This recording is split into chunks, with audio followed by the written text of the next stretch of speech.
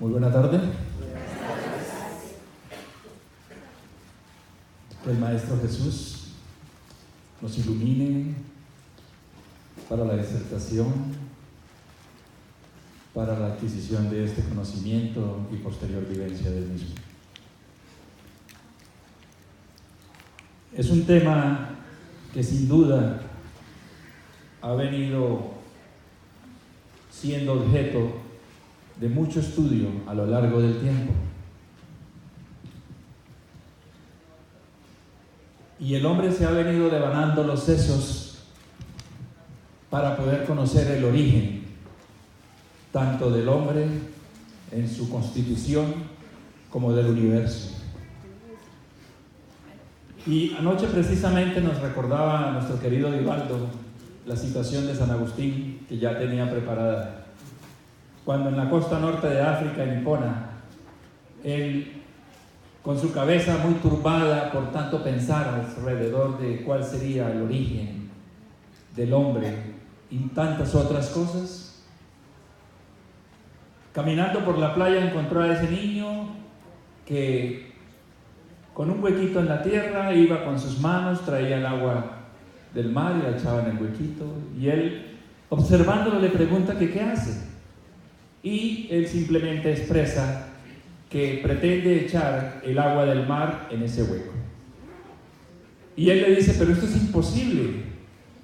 Y el niño lo mira fijamente y le dice, es lo mismo que tú estás pretendiendo al quererte explicar la constitución, los designios de Dios, el universo, el hombre. Y él voltea a mirar hacia otro lado, y cuando voltea el niño ya no está. Y le deja claro ese mensaje.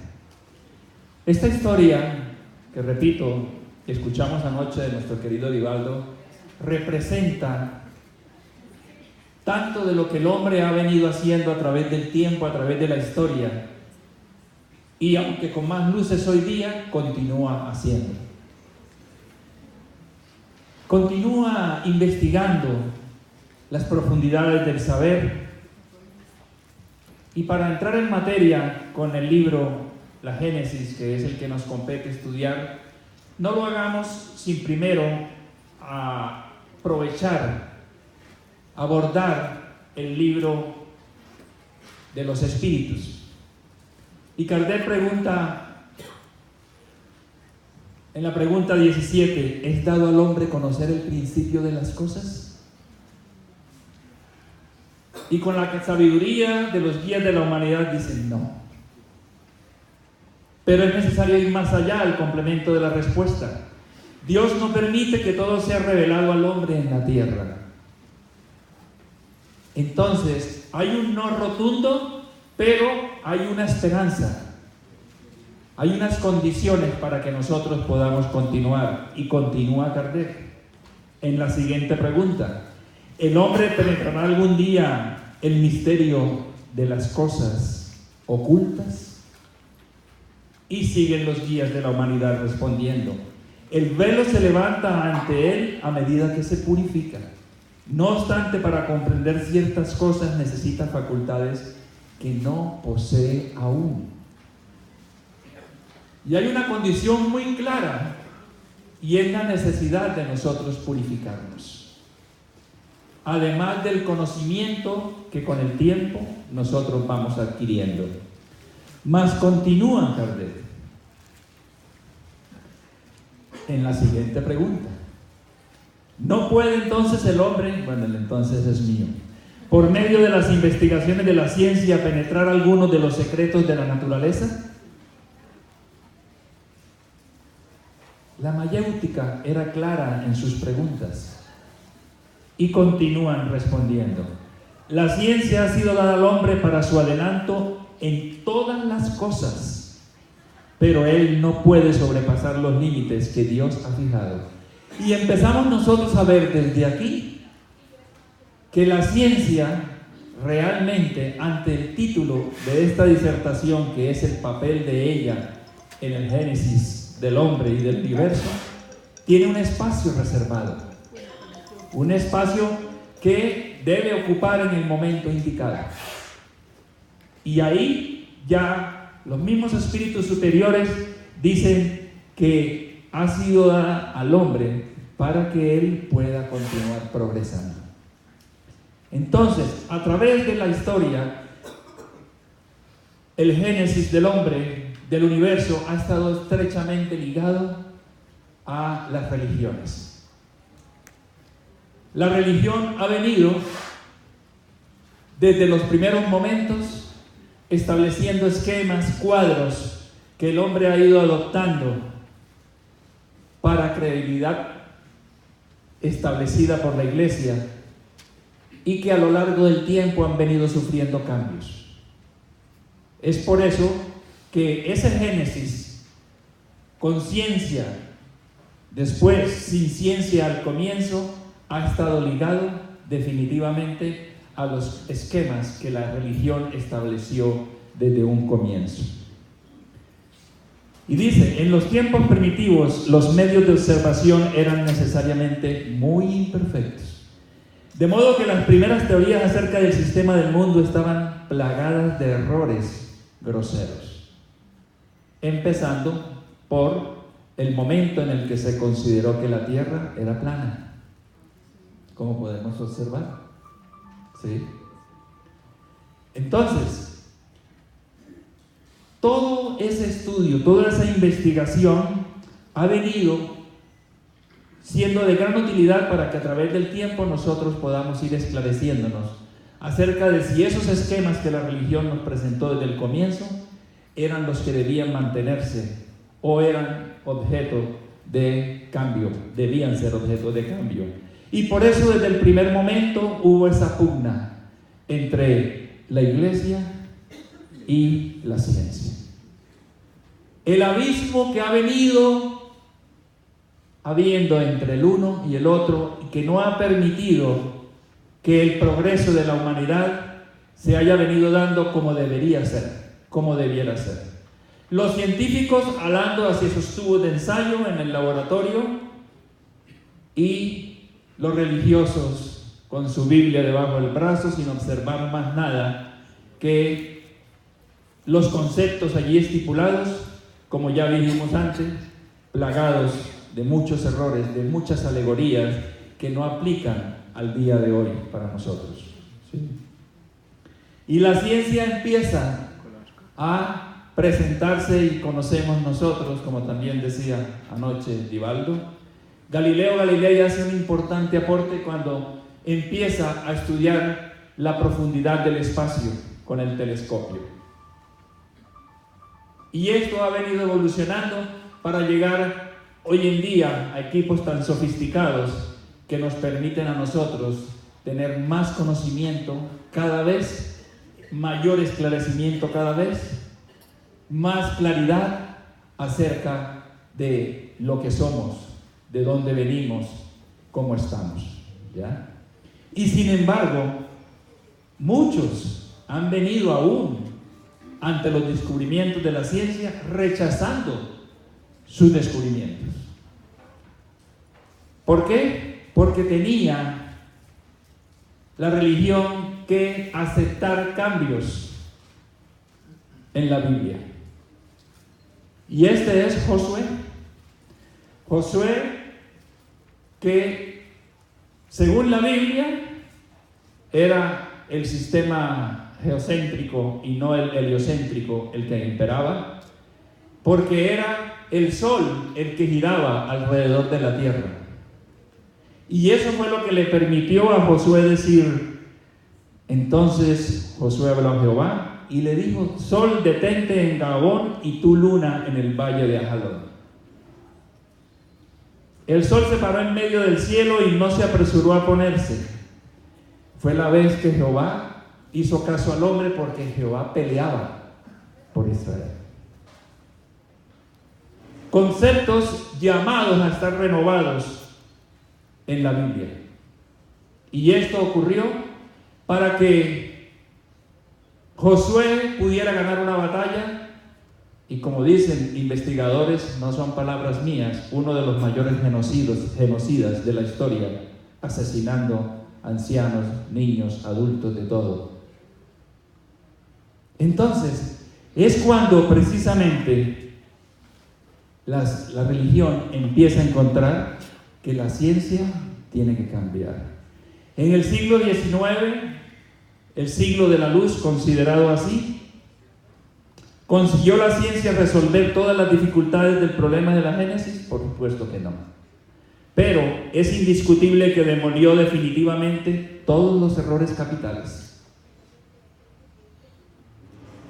Y esos descubrimientos que los científicos, que la ciencia empiezan a presentarnos, nos van invitando poco a poco a que nosotros o avanzamos con ella o nos quedamos relegados ante unos conceptos que no aplican definitivamente. Y la ciencia empieza a continuar haciendo, a través de la física, de la química, de la mineralogía, de la geología, importantes aportes: la botánica, la zoología, la paleontología, la antropología, la arqueología. Todos ellos, todas estas áreas de la ciencia, contribuyendo enormemente al progreso del hombre y teniendo que aceptar una luz que estaba llamada, como ya lo vimos en las primeras 17, 18 y 19 preguntas del libro de los espíritus, a contribuir con el proceso del hombre, con el progreso del hombre, perdón. Entonces, de esa manera, la ciencia está llamada a componer la verdadera génesis según las leyes de la naturaleza. La verdadera génesis. Ya no la génesis que nos arrulló cuando éramos niños sobre el concepto de Adán y Eva, de la serpiente que habla o que hablaba y todo lo que nosotros sabemos. Lo que de hecho no le quita mérito a la inteligencia suprema del universo, porque por el contrario empieza a tener explicación tantas cosas. La Biblia evidentemente narra hechos que la razón desarrollada por la ciencia hoy no podría admitir. No pasan el examen de la razón. Así como también otros que parecen extraños y a los que rechazamos porque aluden a costumbres que ya no son las nuestras. Esto es grandioso, porque aquellos, como fue mi experiencia personal, que en algún momento la religión que nos arrulló desde la niñez nos decía cosas que ya la razón no aceptaba, empezamos a ver una luz acerca de todas esas preguntas que nos hacíamos y que no tenían respuesta en aquella religión que en mi caso personal estaba siguiendo, para encontrar hoy la doctrina espírita que tanta luz nos brinda. Sin embargo, a la par de eso, habría parcialidad si no se reconociera que contiene cosas grandes y hermosas la Biblia. La alegoría ocupa en ella un espacio considerable y oculta bajo su velo sublimes verdades que son descubiertas cuando se penetra hasta la esencia del pensamiento, pues en ese caso el absurdo se desvanece. Y allí es cuando se hizo célebre la frase de León Denis, cuando dice: la Biblia puede ser comparada a un recipiente precioso en el que en medio del polvo y de las cenizas se encuentran perlas y diamantes. La reunión de esas gemas constituye la pura doctrina cristiana. Entonces, la razón desarrollada por la ciencia nos va enseñando a nosotros a no leer con un respeto a la letra que ya no tiene lugar, sino leyendo, pero analizando, digiriendo, masticando todo lo que nosotros leemos y complementándolo con lo que el conocimiento y la ciencia de hoy día nos ofrece. Entonces, ¿por qué no se le quitó antes el velo a la ciencia, a la Biblia? Por dos razones. La una, porque no habían los conocimientos necesarios, y la otra, por temor a modificar la inmutabilidad absoluta de la fe. porque surgieron incontables injusticias, amenazas, la Inquisición, cuántas cosas no hizo. Y el temor hacía que muchos tuviéramos que tragar entero. No pregunte, eso es así, créalo porque así es. Y teníamos que continuar vendados. Hoy en día es diferente. Hoy en día nosotros tenemos mayores herramientas para decir que la ciencia demostró de manera irrefutable los errores de la Génesis mosaica, tomada al pie de la letra, así como la imposibilidad material de que los acontecimientos hayan sucedido tal como se relatan textualmente en el Génesis. Imposible. Pero no falta el que nos dice, para Dios no hay nada imposible. ¿Sí? ¿Hemos escuchado la frase? ¿Alguien la ha escuchado? Bueno, pensé que era yo solo. Entonces, eso implicaría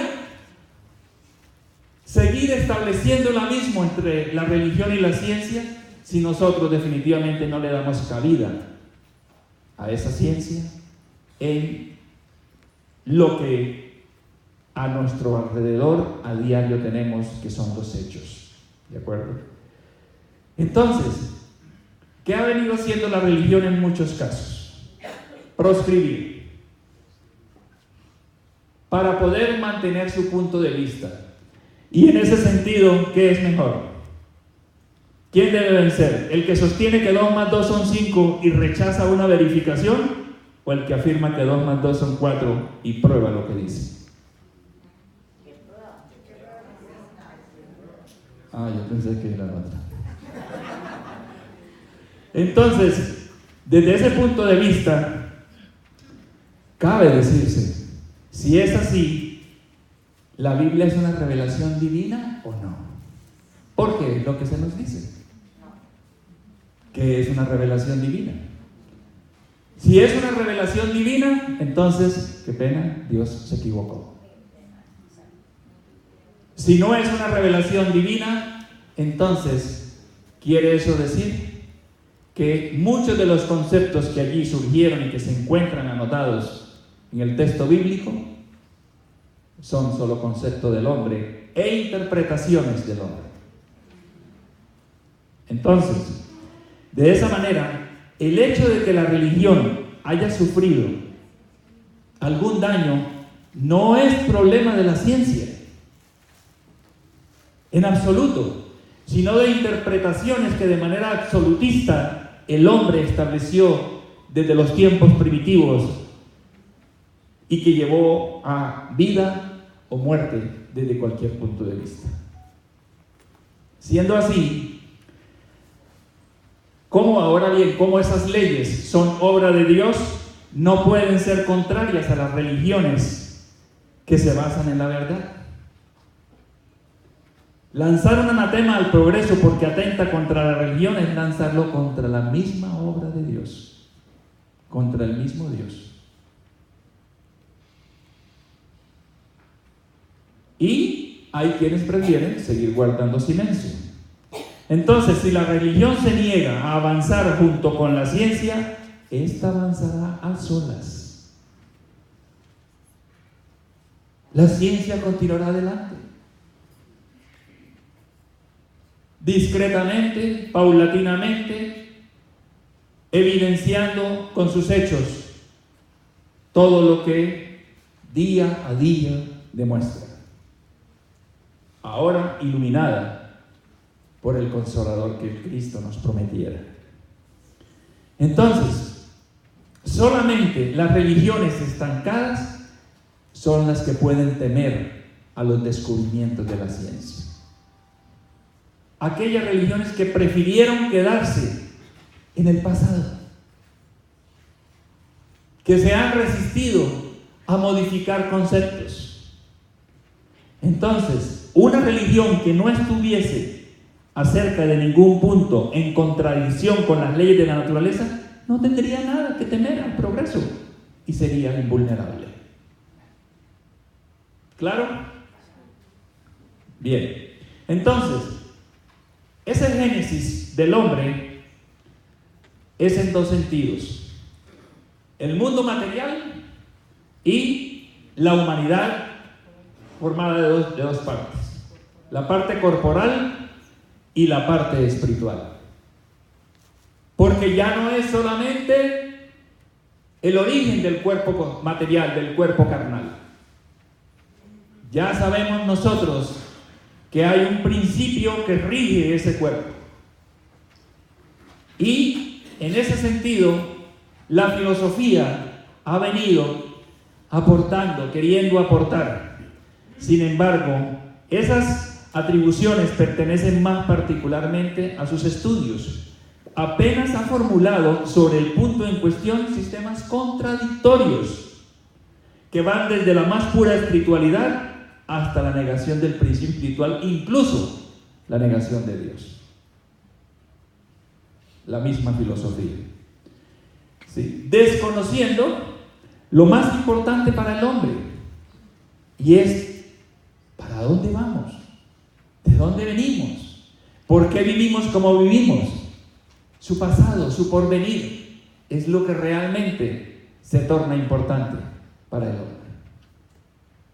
Ante tantas ideas, tantas alternativas, pero que no son más o no tienen más que fundamentos personalistas de personas que emitieron esos conceptos. Entonces, ¿de dónde viene y hacia dónde va? Es lo que realmente nos interesa. Y principalmente, si volverá a vivir. ¿Cómo iremos a vivir? Como espírita, muchos me dicen: bueno, está bien, la cuestión es que continuamos viviendo. Me dicen, eso es lo que dice ese amigo. Sí, correcto. ¿Y cómo es allá? Esa es la gran pregunta. La pregunta del millón. ¿Y cómo es allá? Y cuando somos esclarecidos acerca de que allá va a ser según hayamos ido aquí, grandioso, porque es cuando empezamos a pensar más lo que aquí hacemos, ya que de ello depende lo que venga. Y entonces la ciencia guarda silencio acerca de ese porvenir. La filosofía emite conceptos, algunos próximos a la realidad, otros que no se acercan, y la religión prefiere no discutir. Siendo así, no podemos desconocer que en su mayoría las religiones en relación con el futuro del alma presentan un cuadro que imponen a la creencia de sus adeptos, que solo la fe ciega puede aceptar, pero que no ofrece condiciones para aceptar un examen serio. Esa fe ciega, por consiguiente, es como forzosamente perderían así el examen y la discusión. Las religiones se encuentran más sencillos proscribir. Porque ya hoy en día el hombre no traga entero como antes. Nos preguntamos ¿por qué esto? ¿Por qué aquello? Y sobre todo cuando tenemos tantas luces presentadas por la ciencia. En días pasados tuve la oportunidad de conocer, no hace mucho tiempo, el hombre ya pudo comunicarse, enviar un saludo telepático por internet de un hombre en la India y otro hombre en Francia, ¿sí?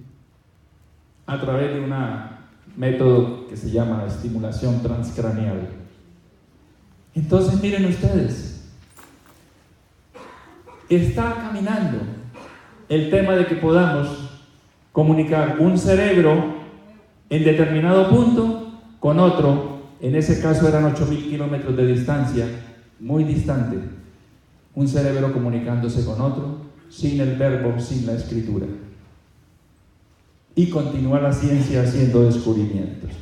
De esa forma, esas divergencias en lo atinente al porvenir del hombre generan la duda y la incredulidad. Y es lo que hace que haya allá afuera tanto sincretismo, incluso entre nosotros, muchos de nosotros los espíritas, de años, con un gran sincretismo, porque traemos ancestralmente conceptos que de los cuales no nos hemos querido despojar, los cuales permanecen con nosotros. Y simplemente a esos conceptos ancestrales queremos agregarle los conceptos espíritas, sin haber una plena disposición a la renovación, que es a lo que estamos llamados. ¿Sí?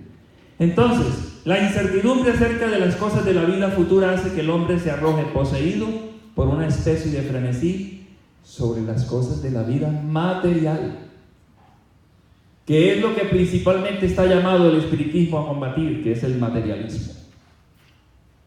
De esa forma, el conocimiento o ese conocimiento estaba reservado a nuestra época,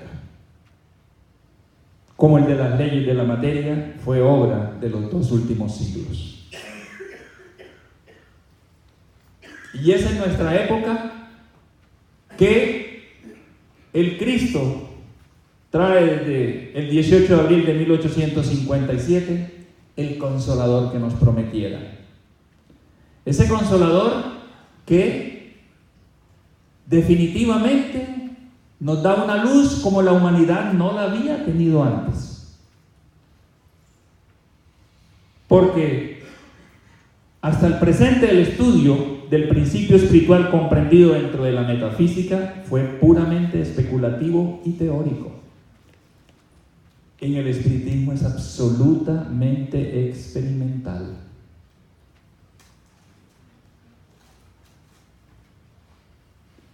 Tan así es que hoy en día Chico Javier y André Luis están en las páginas de la ciencia. En la revista Neuroendocrinology Letters, en Europa, la mediunidad de Chico hace parte de esa literatura científica, sobre todos los descubrimientos que André Luis deja sobre la pineal, la glándula pineal. Es grandioso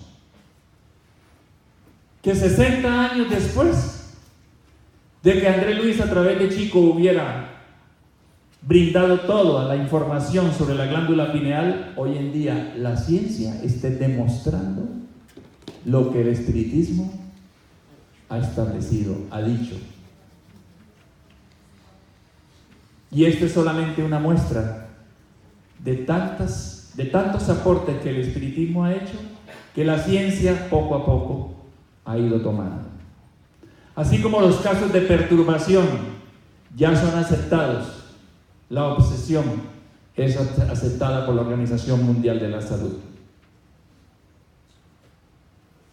Y cada vez nos llenamos de alegría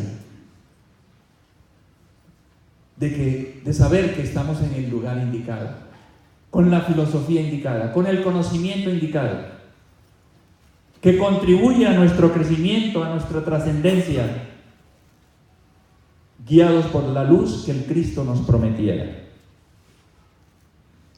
De esa forma, volvamos al libro de los Espíritus, pregunta 20. Fuera de las investigaciones de la ciencia, es dado al hombre recibir comunicaciones de un orden más elevado sobre lo que escapa al testimonio de sus sentidos. ¿Qué nos habían dicho en las primeras preguntas sobre lo que nos podría brindar la ciencia, que nos podría brindar toda la verdad?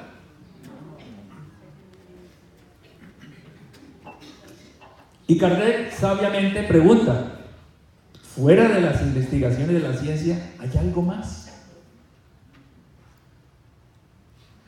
Y entonces dicen, sí. Si Dios lo juzga útil, puede revelar lo que la ciencia no llega a conocer. Por medio de estas comunicaciones, el hombre adquiere dentro de ciertos límites el conocimiento de su pasado y de su destino futuro. Qué bonito, ¿no? Y lo acabamos de ver ya con Chico Javier y André Luis en la revista y en los libros de la ciencia, de científicos.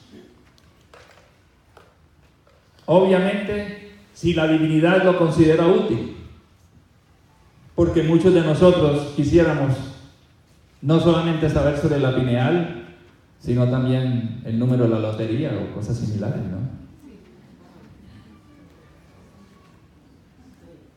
Hay quienes me dicen a mí, oiga, ¿y ustedes no pueden saber sobre eso para mejorar las cosas? ¿Cierto? Entonces, no podemos seguir jugando, sino con la ayuda de Dios. Al avanzar a la par con el progreso, el espiritismo jamás será superado. Jamás. Porque si nuevos descubrimientos le demostraran que está equivocado acerca de un punto cualquiera, habría de rectificarse en ese punto. Si alguna verdad nueva se revelara, él la aceptaría. Eso se llama humildad. Eso se llama siempre estar abiertos a nuevos conceptos que brinden, por ejemplo, la ciencia que también ha sido dada por Dios, y no pretender marchar como ha venido ocurriendo desde el pasado, paralelamente a ella, sin que se cruce con lo que hoy estamos viviendo. Por otro lado, los descubrimientos que realiza la ciencia, lejos de rebajar a Dios, lo glorifican. Solo destruyen lo que los hombres han edificado sobre las falsas ideas que se formaron acerca de Dios, nos dice Kardec en la Génesis. Porque para muchas personas, el hecho de tener que aceptar, como muchos otros conceptos, que la Biblia tiene errores, es ir en contra de Dios, es negar a Dios.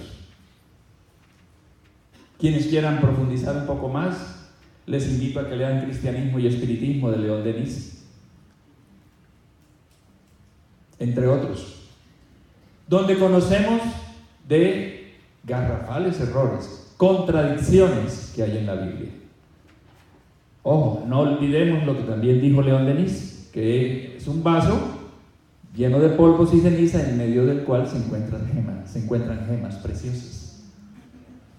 Está en nosotros saber discernir a través del estudio comparativo de otras fuentes de luz que la divinidad nos presenta. Y me encanta, por ejemplo, lo que dice este preclaro Nobel de Física, cuando dice: yo creo en Dios gracias a la ciencia, no a pesar de ella.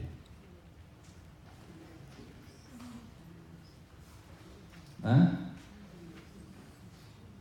Y así conceptos como el de Albert Einstein, cuando dijo que la ciencia o la religión sin la ciencia es, ¿se acuerdan? Es coja. Y la ciencia sin la religión es ciega.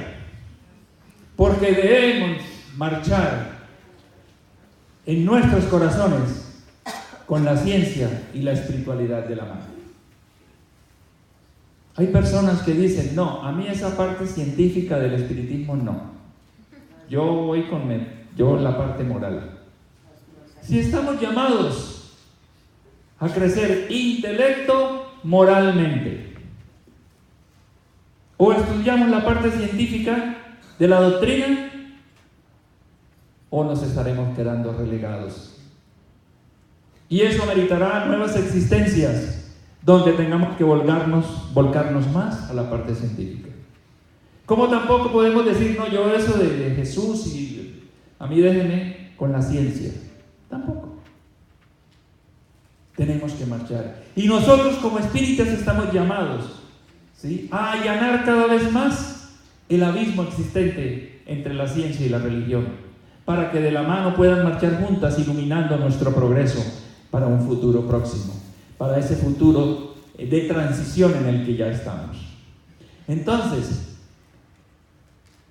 ¿qué ocurre con el espiritismo? Que nos viene a mostrar la solidaridad constante, continua que hay entre el mundo material y el mundo espiritual. Porque se debe el uno al otro. Porque es allí donde nosotros empezamos a encontrar tantas luces. Es la mediunidad, el laboratorio que nos permite acompañar la marcha del alma, la marcha del espíritu, su progreso, como también sus caídas. Porque de ahí aprendemos. Cuando desarrollamos las tareas en los centros espíritas organizados, como por ejemplo atención a espíritus necesitados, muchas personas dicen, vamos a ayudarle a los espíritus. No. Lo primero es que a través de esa oportunidad que el Cristo nos ofrece de poder conocer sus caídas, nosotros estamos aprendiendo. Nosotros estamos aprendiendo en qué no debemos incurrir para que no caigamos en situaciones como las que estamos viendo que ellos nos presentan. Y ponemos nuestro granito de arena, ayudándoles a darse cuenta que desencarnaron, a darse cuenta que el perdón definitivamente debemos instituirlo en nuestros corazones. ¿Cuesta? Sí, esa ya es otra cosa. A algunos nos cuesta más, a otros les cuesta menos, en fin. Pero estamos en el camino que ese faro que Jesús nos regaló ilumina día tras día en nuestros corazones. Siempre marchando, marchando, marchando hacia adelante. Y el Evangelio según el Espiritismo es claro, porque hay allí la alianza de la ciencia con la religión, complementándose la codificación en todos sus textos, que por tiempo obviamente no podemos entrar a disertar sobre todos los aportes que hace cada uno de los libros. Sin embargo, cada día nosotros debemos estar más gratos, porque el Cristo nos ha entregado el Consolador, ese manantial de luz, de conocimiento, de moralidad para nuestra trascendencia. Reúne en un conjunto ordenado la ciencia moderna, lo que estaba disperso, la ciencia espírita moderna. Explica con términos apropiados lo que solo se había dicho en un lenguaje alegórico. Suprime lo que la superstición y la ignorancia engendraron, para dejar únicamente la realidad y lo positivo. Ese es el cometido de la ciencia espírita, nos dice Kardec en la Génesis. Me permito repetirlo. La ciencia espírita moderna reúne en un conjunto ordenado lo que estaba disperso. Explica con términos apropiados lo que solo se había dicho en un lenguaje alegórico. Suprime lo que la superstición y la ignorancia engendraron, para dejar únicamente la realidad y lo positivo. Qué bueno, qué bonito. Amplía unas cosas, elimina otras, ¿sí? Codifica Kardec a través de la codificación. Y nos presenta esa gran luz. Hago esto para que los que están quedando dormidos abran los ojos. ¿Sí? ¿Sintieron un cambio en el sonido? Esa gran luz que nos permitirá seguir adelante.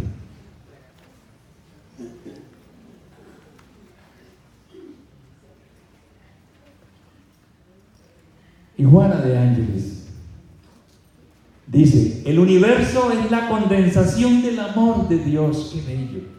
Y solamente a través del amor podrá ser sentido, en cuanto que por la inteligencia será comprendido.